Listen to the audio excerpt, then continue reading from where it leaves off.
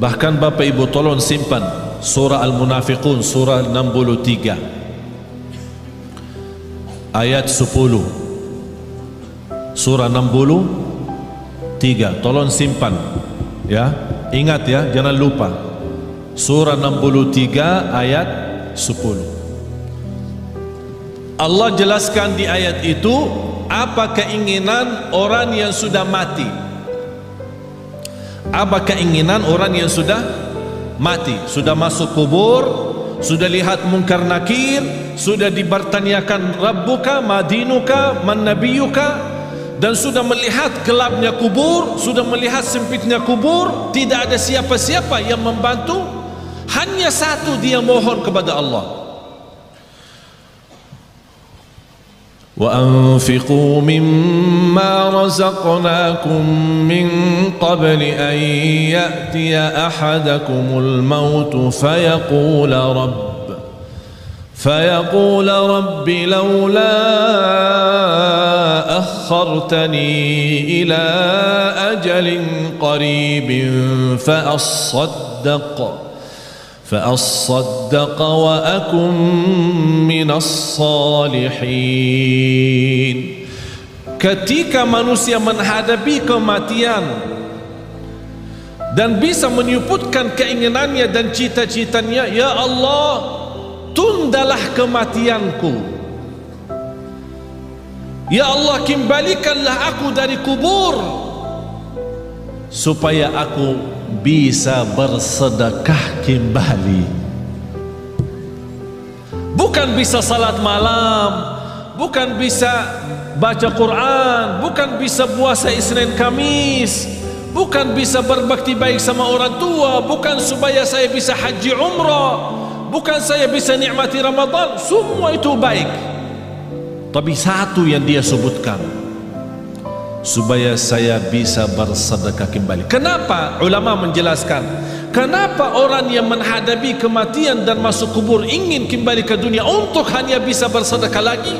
Karena dia sudah lihat begitu dahsyat pahala sedekah yang telah dia berikan. Oleh karena itu dia mengharap, ya Allah, kalau memang begini, tolong kembali lagi ke dunia, tundalah kematianku supaya harta yang saya masih simpan bisa saya habiskan di jalanmu. Allahu Akbar. Sedekah itu luar biasa. Bahkan saking indahnya sedekah itu, Allah berikan satu pintu khusus namanya babus sedekah di surga. Jadi ada orang punya kelebihan apa? Ini ada babus sedekah masuk. Seperti Sayyidina Uthman. Sayyidina Uthman ibn Affan yang terkaya. Tahu enggak Bapak Ibu, ada satu cerita barangkali Bapak Ibu pertama kali mendengar. Sampai sekarang jarak kita antara kita sama Sayyidina Uthman 1400 tahun. Sampai sekarang ada satu rekening di bank di kota Madinah atas nama Uthman ibn Affan radhiyallahu anhu. Sampai sekarang. Itu apa? Beliau kan orangnya dermawan, suka bersedekah. Di antara sedekahnya dia menwakafkan sumur air yang dimiliki oleh orang Yahudi. Orang Yahudi ketika di zaman Rasul, orang Muslim mau minum, dia jual mahal. Jadi orang yang mampu bisa beli, orang yang tidak mampu tidak bisa. Kata Sayyidina Uthman begini, satu hari saya bayar, satu hari saya bayar untuk umat Islam. Jangan tolak orang, biar apapun, seberapapun diambil, biarkan saja. Dan satu hari untuk kamu. Jadi kontrak.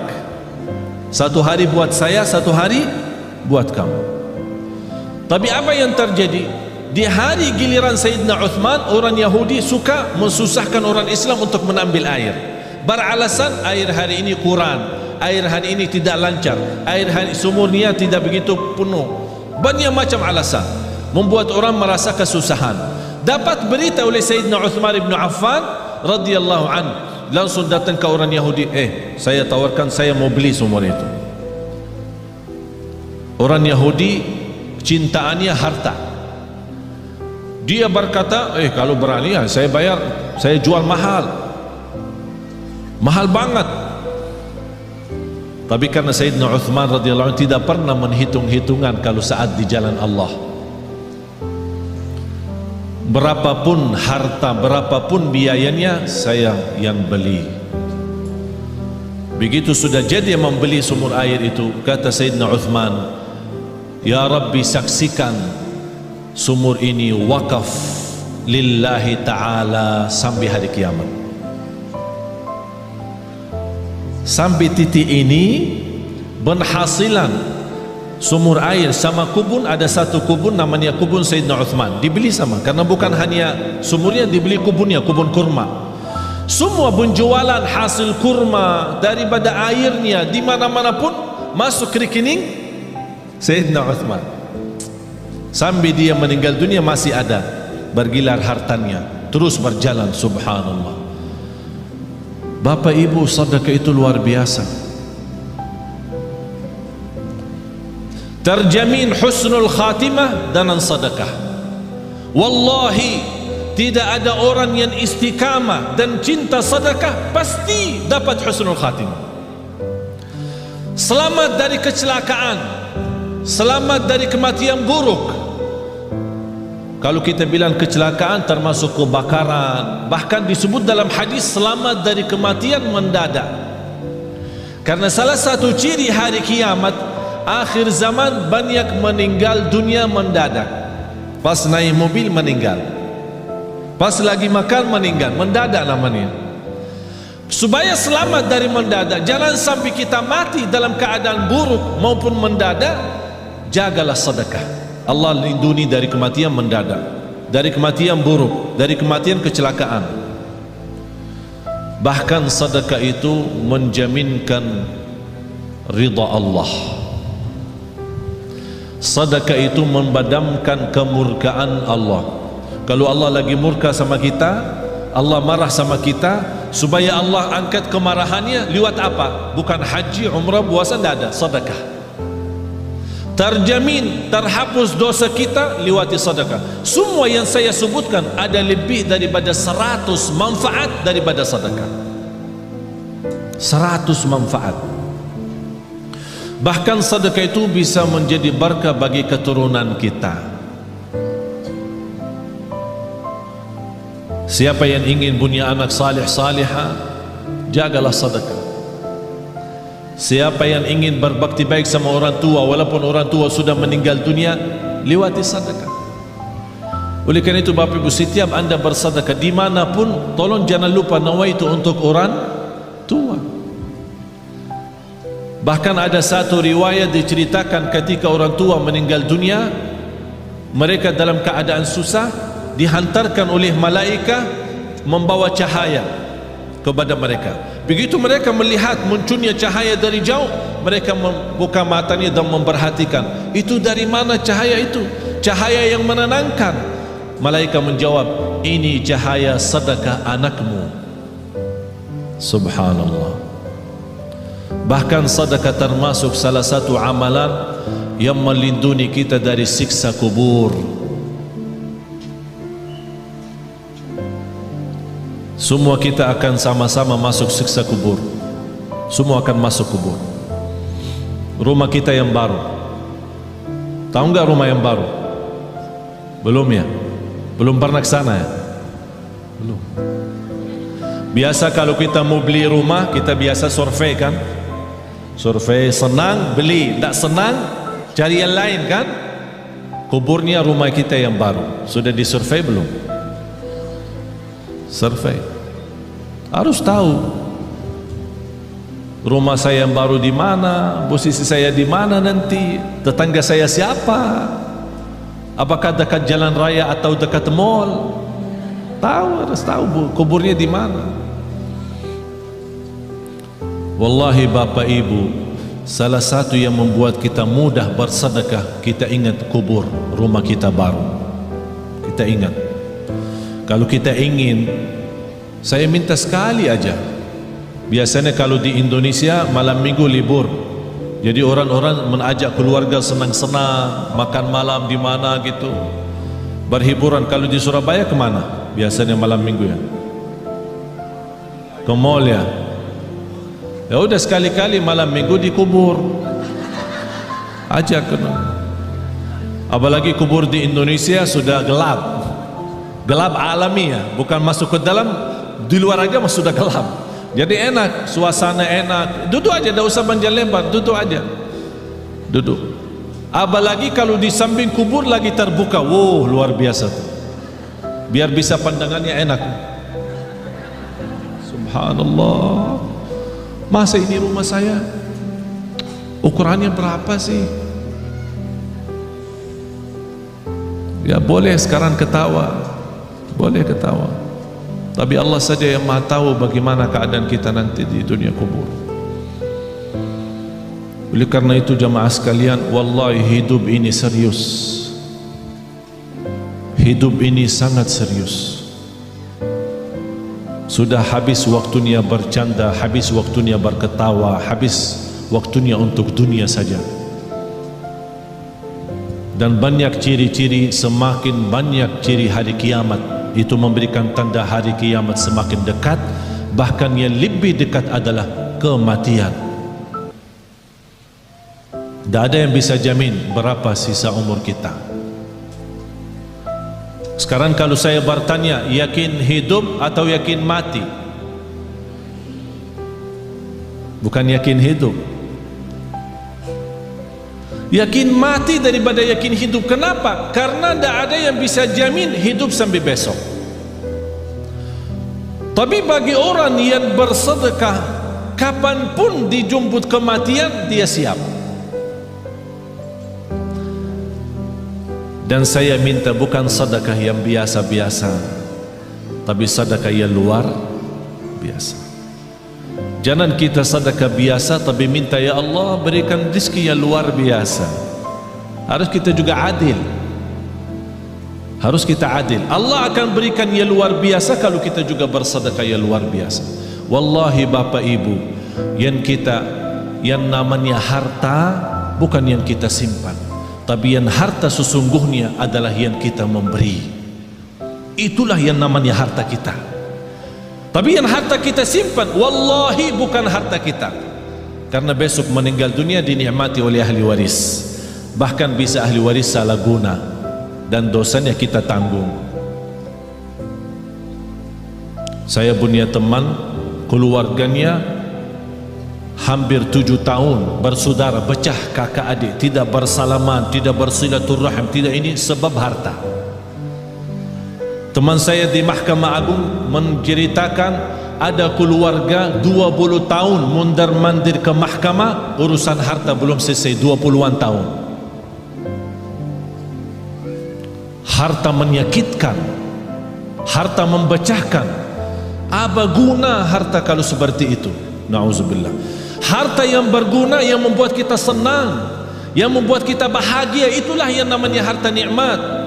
Oleh karena itu kata Rasulullah, sebaik-baik harta di tangan hamba yang salih. Sebaik-baik harta di tangan hamba yang salih. Kenapa di tangan hamba yang salih? Karena hamba yang salih tidak pernah salah guna harta itu.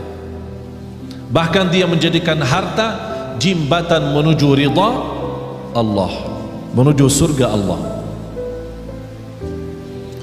Jangan anda berkata saya tidak bisa berikan apa-apa. Dan saya tidak minta Bapak Ibu sekarang sebelum anda pulang udah kosongkan rekening semua, blokir, habiskan, transfer semua isi rekeningnya kepada Yayasan Nurul Hayat. Saya tidak minta anda sekarang buka tasnya, habiskan semua yang ada isinya.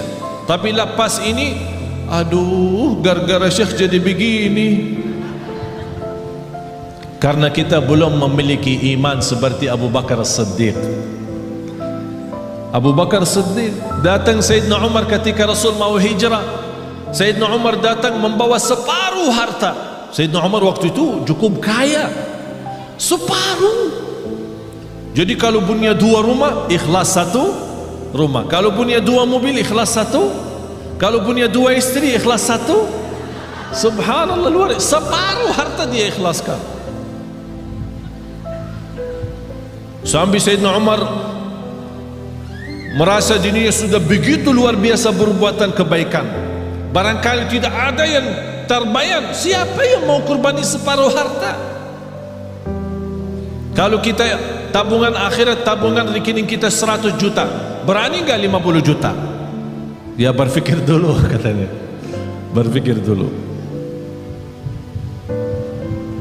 Kalau mau masuk surga, Bu, kalau mau masuk surga mau bertanya suami dulu ya, mau bertanya suami dulu ya. Banyak yang salah mengerti soal nafkah. Ada kewajiban nafkah dari bapa kepada istri. Ada namanya nafkah uang belanja, uang belanja rumah. Jadi apapun yang di kebutuhan rumah diserahkan bapa kepada ibu, belanja sayur, belanja makanan, pokoknya semua kebutuhan rumah. Ini namanya nafkah umum, nafkah bersama. Tidak boleh disalahguna tanpa izin suami. Ada nafkah yang namanya pemberian dari suami kepada istri. Sayang, ini untukmu. Buat apa? Ya terserah. Ada orang ibu, suami saya suka kasih saya untuk beribadi setiap bulan misal 3 juta atau 2 juta. Tapi kadang-kadang saya bingung, kalau bersedekah apakah minta izin suami? Enggak. Itu namanya hakmu sendiri. Apapun digunakan tidak perlu minta izin suami. Tapi jangan uang pribadi yang diberikan oleh suami disimpan, uang belanja buat rumah disedekahin.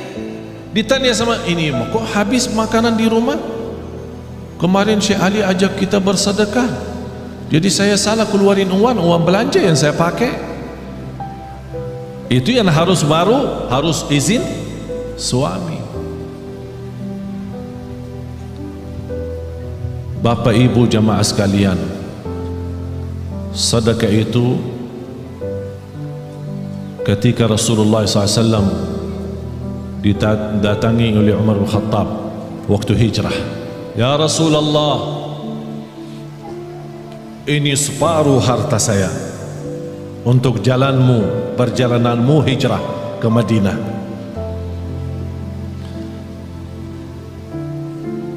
Rasulullah bertanya, apa yang kamu sisakan untuk keluargamu? Alhamdulillah masih tersisa separuh. Datang Sayyidina Abu Bakar, dilihat sama Sayyidina Umar, berapa sih mau diberi sama Abu Bakar? Aku aja sudah separuh. Tidak terbayang apa yang akan diberi oleh Sayyidina Abu Bakar. Ya Rasulullah, ini hartaku. Apaan ini? Ini hartaku semuanya. Apa yang kamu tinggalkan untuk keluargamu? Allah. Saya tinggalkan Allah. Sayyidina Umar berkata, saya tidak akan berani lagi lawan Sayyidina Abu Bakar. Tidak bisa lagi. Gimana Sayyidina Abu Bakar istimewa sendiri. Tapi bapak ibu jangan coba-coba ya. Datang ke Yayasan Nurul Hayat, ini harta saya semua, terus buat keluarga saya tinggalin Allah. Gila loh, dianggap gila. Tak wajar. Tapi yang saya minta bapak ibu, boleh anda bersedekah, tapi tolong sekali-kali kita tunjukkan sedekah yang terbaik. Segala sesuatu kalau berlebihan ujung-ujungnya tidak baik selain sedekah. Walaupun berlebihan tak ada rugi. Wallahi terjamin barakah, rizkinya terjamin lancar, bahkan membuat hati kita tenang karena kita hidup apa adanya.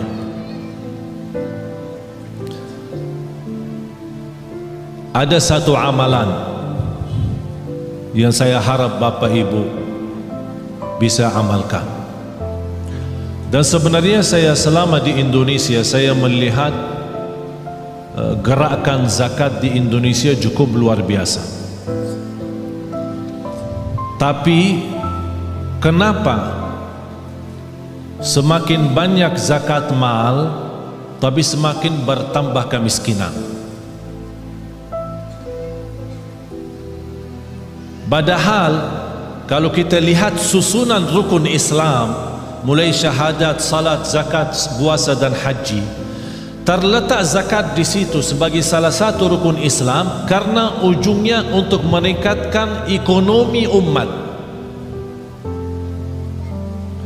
Tapi karena kita salah gunakan zakat, salah membagi zakat, menjadi akhirnya yang menerima zakat tetap menjadi tukang minta. Seperti beberapa waktu lalu di bulan puasa terjadi di Surabaya, membagi zakat 5.000. Sampai di kampung itu gesa-gesa orang, ada yang terinjak, ada yang terluka karena katanya zakat beroran 5.000. Ada di satu daerah 20.000. Ini bukan namanya zakat, dan bukan begitu ajaran Islam untuk menjalankan zakat. Saya pernah diajak sama orang kaya kepada salah satu pesantren. Dia bawa uang banyak. Bayanan saya, dia musarahkan kepada pesantren untuk kebinaan. Pas begitu sampai di sana, dia minta anak-anak santri dikumpulkan. Semuanya antri satu persatu dan dia kasih mereka 50 beroran. Habis itu dia minta sama, ya Syekh tolong ikut bantu bagi. Tak mau saya bagi, karena bapak itu salah menjalankan zakat seperti ini. Zakat itu lebih baik kita membina seorang, 2 orang, 3 orang, tapi bina total sejak dia kecil sampai besar. Dia anak yatim sampai dia tamat sekolah, bahkan kuliah, sampai dia bisa mandiri sendiri. Itulah namanya zakat yang bisa membuat orang lain bisa hidup mandiri, bahkan besok dia bisa memberi zakat daripada menerima zakat lagi. Kalau kita kenal keluarga miskin, kita bisa memberikan modal bisnis dengan kontrol. Kita buat program dan kita tetap kontrol mereka supaya tidak salah guna modal itu. Insya Allah yang pertama menerima modal dari zakat, besok dia sukses dan maju usahanya, dia akan memberikan zakat. Sampai datang satu waktu seperti Sayyidina Umar ibn Abdul Aziz, orang bawa zakat, wahai Amirul Mu'minin, kami punya uang zakat tapi tak ada yang terima. Ternyata karena semua penduduk di zaman Umar ibn Abdul Aziz adalah memberi zakat, tak ada yang menerima lagi. Kenapa? Karena zakat saat itu betul-betul untuk membina, bukan hanya sebatas bagi. Oleh karena itu saya harap termasuk Yayasan Nurul Hayat tolong difikirkan bagaimana cara orang-orang yang kita lihat dia baik, salih, salihah, tapi dibutuhkan pimpinan, dibina mereka supaya mereka bisa berusaha sendiri, berbisnis sendiri, apapun yang mereka mampu, apa itu dalam jahitannya, apakah itu dalam masakan makanan, apa itu, apa saja kemampuan mereka, kita bisa support mereka dengan modal zakat. Nanti dari situ awal-awalnya bisa 1 tahun 2 tahun dia tetap menerima, tapi besoknya insya Allah terjamin dia akan memberi. Akhirnya lama-lama semakin sedikit berkurang menerima, semakin banyak bertambah memberi. Akhirnya di situ tambah kekayaan umat dan terlihat ekonomi umat Islam semakin membaik. Itulah inti daripada zakat. Oleh karena itu jamaah sekalian, kalau anda punya uang untuk zakat, jangan dipecahkan. Misal zakat mal 5 juta, jangan kasih anak yatim 50. Bina 1 anak yatim, bina 2 anak yatim, dan dibantu insyaAllah sama Yayasan Nurul Hayat. Kira-kira dibutuhkan pembiayaan bertahun, sekolahannya, kesehatannya, pakaiannya, semua segala, belajarannya, pendidikannya. Apa yang dibutuhkan seorang anak di usia gini sampai 1 tahun, dihitungkan kira-kira biayanya berapa. Alhamdulillah terhitung kira-kira dalam 1 tahun 3 juta. Berarti uang zakat kita 6 juta bisa membina 2 orang. Akhirnya mereka ini sudah dicukupi dengan segala sesuatu, tidak butuh apa-apa, sampai dia besar mandiri, tidak menjadi tukang minta. Tapi kalau kita beri 50, 20, dia merasa tidak cukup untuk hidupnya, akhirnya dia terpaksa lari meminta sama orang lain untuk menutupi kebutuhannya. Itulah tersebar anak-anak kita selalu menjadi tukang minta, bukan menjadi berguna bagi negeri ini.